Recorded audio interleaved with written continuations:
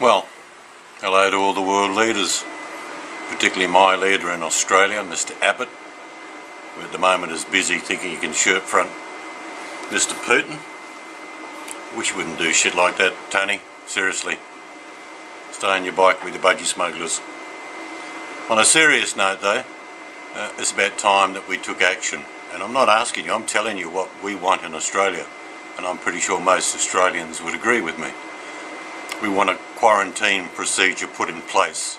We don't want the if, but, or oops. We don't want that. We've got military bases all over Australia. All over. There's Pearce, there's Darwin, there's Townsville, there's Richmond, there's many more.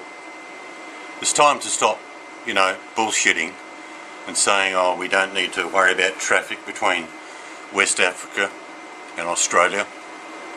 Yes, it is. We need to put quarantine procedures in place. We've got these Air Force bases. We can commit money, staff and equipment to have quarantine procedures in all of them. You've got C-130s that you can actually transport people who are in West Africa that are Australian bound to these facilities in Australia that you can set up. A 30-day quarantine. I know it's 21 days that they say, but let's play on the side of caution.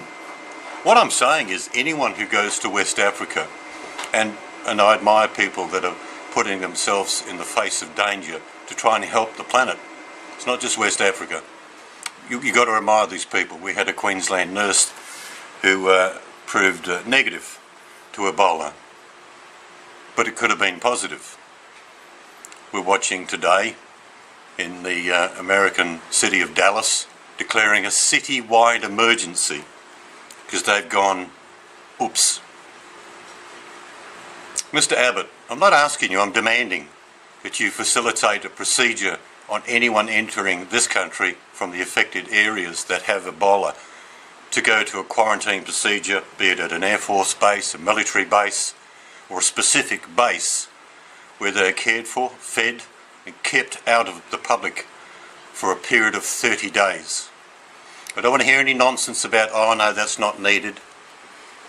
I'm an Australian citizen, and along with the rest of the citizens in Australia, I'm telling you that's what we want you to do.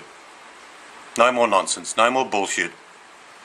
Put in procedures for quarantine. Ideally, we'd have a base offshore in Africa somewhere where this would take place. But that doesn't look like that's going to happen. So if you're going to permit travel between these affected areas in Australia, I am demanding you put in place procedures to protect the country. If that means the inconvenience of someone being in 30 days quarantine, so be it. Now for the rest of the world leaders, I repeat the same message to you. Dallas is a great example of, oops, we thought we had it figured.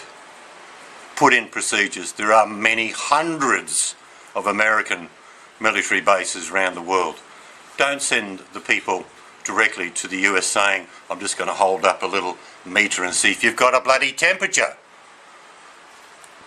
I don't know who's in charge of the CDC or the American policy in protecting them, but Americans, you do the same damn thing. Demand a procedure. Don't ask them, tell them. I'm telling my Prime Minister, the buffhead, Mr. Abbott, to protect my kids, my grandchildren, and everyone else. Not just, oops. So Mr. Obama, Mr. Putin, all the leaders of the world, pull your head in, put in procedures to protect your citizens. If it's inconvenient for those people travelling between the affected areas in West Africa and all other places around the world, too bloody bad.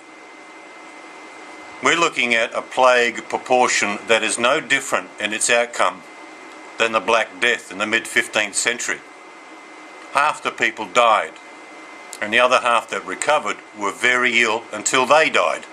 Their life expectancy is shorter.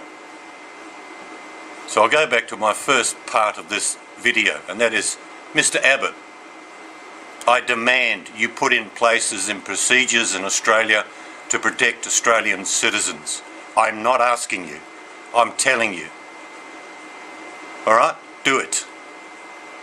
Thanks for watching.